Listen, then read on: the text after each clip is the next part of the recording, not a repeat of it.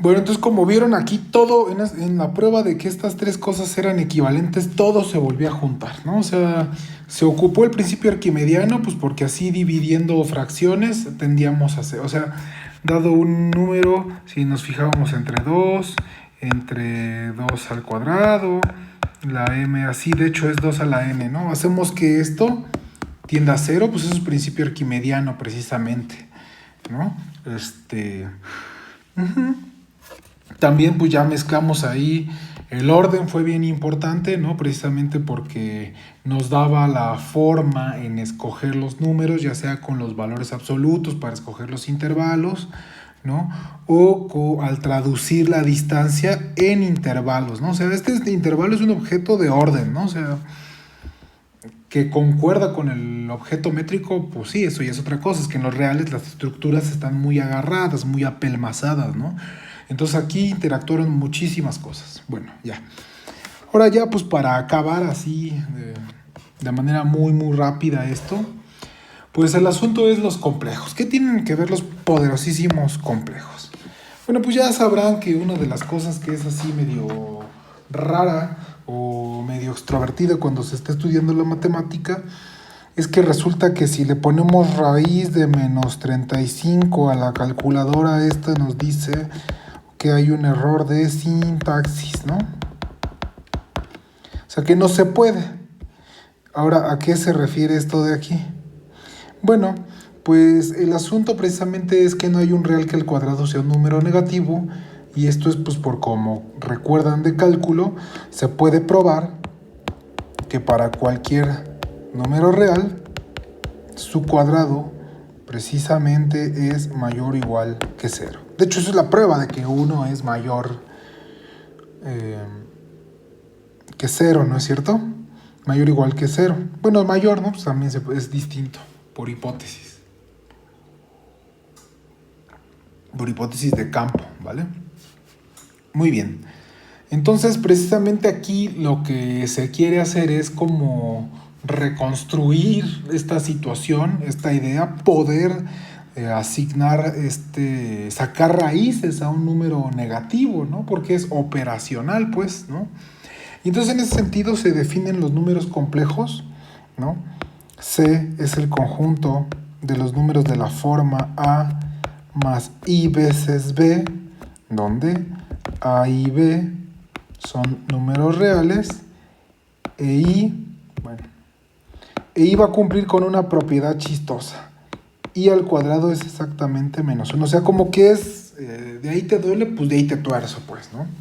Ahora, resulta que estos números complejos, estos números tienen una estructura riquísima, ¿no? O sea, es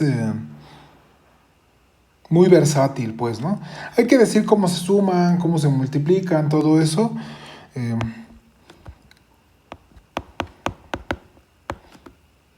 Si a este complejo le sumamos este complejo, bueno, pues es lo esperado, ¿no? La verdad es que es muy a imitar cómo se portan los números reales, ¿no? De hecho, también la multiplicación es hacer ahí la distribución y luego recopilar lo que se tiene que recopilar. ¿Y esto por qué es, no? No es que no quisiera, pero bueno, vamos a echárnoslo. Total, ya hicimos las otras cosas que fueron bastante valerosas, ¿no? Se les digo, aquí es trampa, como hacer las cuentitas y luego reagrupar, ¿no? Como que debería de llegar y escupir así la fórmula y decir, esta es la manera en la que se multiplica, ¿no? Para que esto fuera, pues, coherente, pues, ¿no? Entonces, esto, pues, sabemos, o de lo que queremos que pasen los complejos, entonces vamos a poder desarrollarlo, ¿no? Entonces, esto sería A0 por A1 más I veces A0 por B1 más I veces B0 por A1 más I cuadrada por B0 por B1. Ahora esto es igual y precisamente aquí es donde se ocupa la regla, ¿no? Este I cuadrado es menos 1, entonces nos queda A0 por A1 menos del que este de aquí se convierte en -1 y entonces multiplica al B0 y al B1 más y veces, y aquí pues ya nada más factorizamos, ¿no? Es A0 por B1 más B0 por A1, ¿no? Así se define la suma y el producto. Y entonces resulta ser que a los números complejos, cuando se les considera con esta suma, con este producto, el cero complejo, que pues bueno, este sería 0 más i veces el 0, o sea, 0, y el 1 complejo, que pues este tendría que ser un neutro para la multiplicación, entonces tendría que ser el 1 más i veces el 0, ¿no? Pues precisamente esto de aquí es un poderosísimo campo, ¿no? Y entonces además otra vez los complejos sobre los complejos vuelven a ser un espacio vectorial.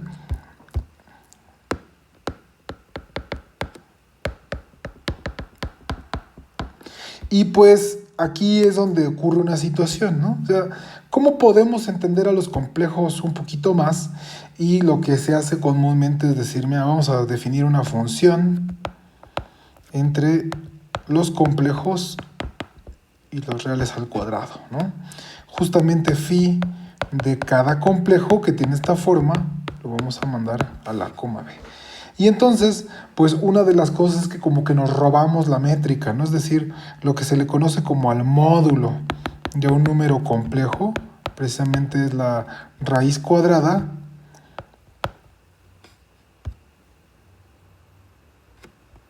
de a cuadrada menos b cuadrada. O sea, la hipotenusa, pues, del triangulito, ¿no? Ahí le estoy regando, aquí es más, ¿verdad? Sí, perdón. Sí, claro, ya, lo siento. Entonces, pues con este cómputo precisamente, pues a los complejos se les asocia este número llamado el módulo, a veces también se pone de esta forma, y pues precisamente es pues porque es una norma, ¿no? Para los números complejos. Es de estas cosas que les ponen a probar. Y entonces, de hecho, los complejos sobre los complejos con esta cosa es un espacio normado. Y fíjense que aquí, ojo, nada más échenle un ojito por ahí a la definición de encaje isométrico, pues esto lo va a cumplir precisamente, ¿no? O sea, esto es una bonita forma de que cuando se le dota con la métrica euclidiana, pues ver que la métrica que proviene de la norma acá en el C, ¿no? O sea, aquí sería la distancia en los complejos entre este A0 más I veces B0 y el A1 más I veces B1, pues tendría que ser exactamente el número esperado, es decir, la raíz cuadrada, y aquí sí va la resta, ¿no? De A0 menos A1 al cuadrado más B0 menos B1 al cuadrado. Entonces, de hecho, ahí está es una isometría, ¿no? Entre los complejos con esta métrica y los reales con la métrica euclidiana. Los reales al cuadrado con la métrica euclidiana, ¿no? Ahora, ¿por qué tanto pancho con los complejos? Bueno, una cosa importante que a veces suele maldecirse en los cursos de compleja es que no hay un orden para los complejos. No, sí, hay un montón, ¿no? Así, el axioma de elección implica que todo conjunto está bien ordenado. Pues ahí los complejos, pues ni modo que no se puedan, ¿no? El asunto es que no van a tener un orden que extienda al de los reales, ¿no? Y que sea coherente con las operaciones, ¿no? ¿Y por qué? Pues porque el i al cuadrado se le ocurre ser -1, ¿no? Y esa es precisamente la bronca, ¿no? O sea, no hay un orden para los complejos, digamos, voy a poner así, menor o igual a la c, para que sepamos que es el orden para los complejos, tal que, bueno, a ver, una observación así muy rápida es que sí podemos pensar a los reales contenidos en los complejos. ¿Cómo? Pues de dos formas, ¿no? Si pensamos que los complejos son R2, entonces pues los reales que C sigan siendo el eje de las X, ¿no? Y si queremos ver a los complejos pues como números así de esta forma, A más I veces B, pues precisamente identificaremos al real R con el complejo R más I veces 0, ¿no? Entonces, de estas dos formas, pues se puede ver que los reales están en los complejos. Entonces, justamente, ¿qué es lo que se quiere aquí? Pues que si A más I veces 0 es menor o igual C, que B, sí, que C más I veces el 0, esto sea así, solo si A es menor, según el orden de los reales, que C, ¿no? O sea, no hay un orden para los complejos tal que cumple esto, ¿no? O sea, no, y que sea coherente con las operaciones. Eso me falta ponerlo.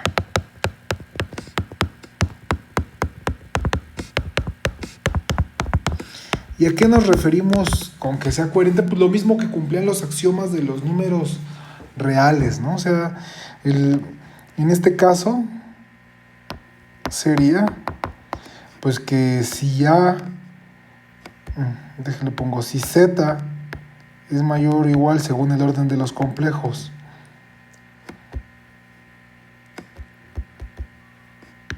menor o igual, vamos a poner Z0 que Z1 y Z es un complejo cualquiera, entonces pues que Z0 más Z sea menor o igual según el orden de los complejos. Perdón, es que ya hay muchos Z's y ya me confundí, lo siento, dejen borro esto de aquí.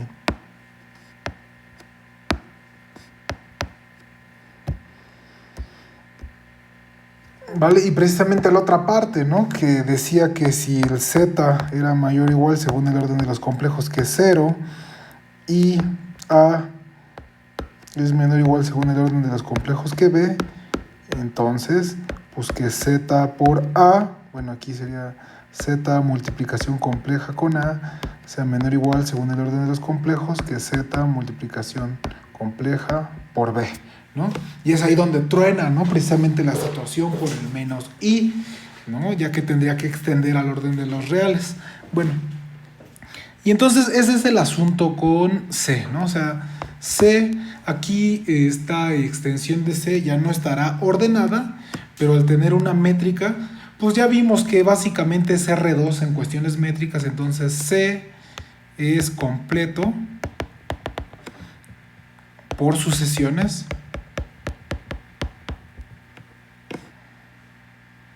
respecto a la métrica compleja, ¿no? O sea, la que viene del módulo, la que es igualita a la métrica euclidiana, ¿no? Y además también C es algebraicamente cerrado.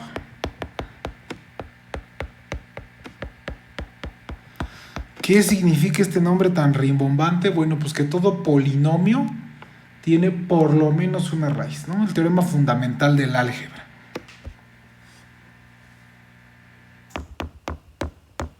Todo polinomio de la forma, bueno, todo polinomio lo voy a poner A0 más A1 por X más A2 por X al cuadrado más... Bueno, aquí debería ser suma y producto complejo, pero pues ya estamos en confianza. Este P de X tiene por lo menos una raíz. Es decir, pues existe, ay qué feo, un C en los complejos de tal forma que P de Z es 0, ¿no? Muy bien, pues bueno, aquí habría que decir que AN es distinto de 0, ¿no? Nada más para que sí haya variables. Y bueno, pues sería básicamente todo sobre los complejos. Luego tienen una estructura diferenciable bastante chévere, Pero bueno, pues es que ya al no haber el orden ya se puede interpretar, ¿no? De un poco distinto el asunto de la derivada, ¿no? El asunto de la derivada pues es que está muy pensado en la situación de los reales, ¿no? Y entonces ahí pues la inclinación de la recta en cierto momento pues es porque el conjunto está ordenado, ¿no? Y bueno, pues ya dejemos ahí estos temas. Esto era lo de como el repaso de los reales, ¿no? Y entonces, como ven, tienen muchas estructuras. Los reales tienen muchísimas estructuras. Y entonces son esas estructuras las que queremos pues separar, ¿no? Para su análisis poco a poco. Entonces, pues precisamente, como vimos a lo largo de estos videos, pues una de las estructuras importantes es los reales con la métrica. No lo voy a poner así, aunque se vea medio feón, que proviene del valor absoluto, ¿no? O sea, esto es un espacio métrico. Y entonces, pues, justo, ¿no? O sea, ahí va a ser así como, bueno, pues entonces olvidémonos de los reales y vayamos a ver qué propiedades cumplen los espacios métricos, ¿no? Y de ahí ya saldrá que algunas particularidades para R, ¿no? Eso es justamente abstraer, ¿no? O sea, aislar una propiedad y estudiarla. Y luego otra cosa, pues como ya habíamos dicho, los reales sobre los reales pues son un espacio vectorial. Ahora, pero además tienen una norma. Entonces, pues precisamente, y luego esta norma pues nos induce a la métrica, ¿no? Entonces es un espacio vectorial normado, es un espacio vectorial que tiene una métrica. Como veremos más adelante, en presencia de una métrica se puede dar una topología. Y precisamente aquí va a ocurrir algo pues muy loco, ¿no? O sea, vamos a poder llevar la estructura de espacio vectorial, enriquecerla con la topología y todas las operaciones que tenía el espacio vectorial van a ser funciones continuas, ¿no? O sea, pues ya se ha visto en los cursos, nada más que pues luego no se dice, y si se dice pues no se ocupa, no se estudia, nada más se señala, ¿no? Pero bueno, entonces esa es la ruta ahorita, ¿no? Abstraer esto con sus propiedades. De hecho, va a ser chistoso, pero por ejemplo, muchas de ellas son topológicas, pero la completud no. La completud no es una propiedad topológica, es una propiedad métrica. Se trata de generalizar más con esto de los espacios uniformes, ¿no? Y luego vamos a ver un poco de espacios vectoriales con norma, y eso va a ser para llegar al teorema de Stone-Ballestras con una demostración dentro de la escuela rusa. Y bueno, pues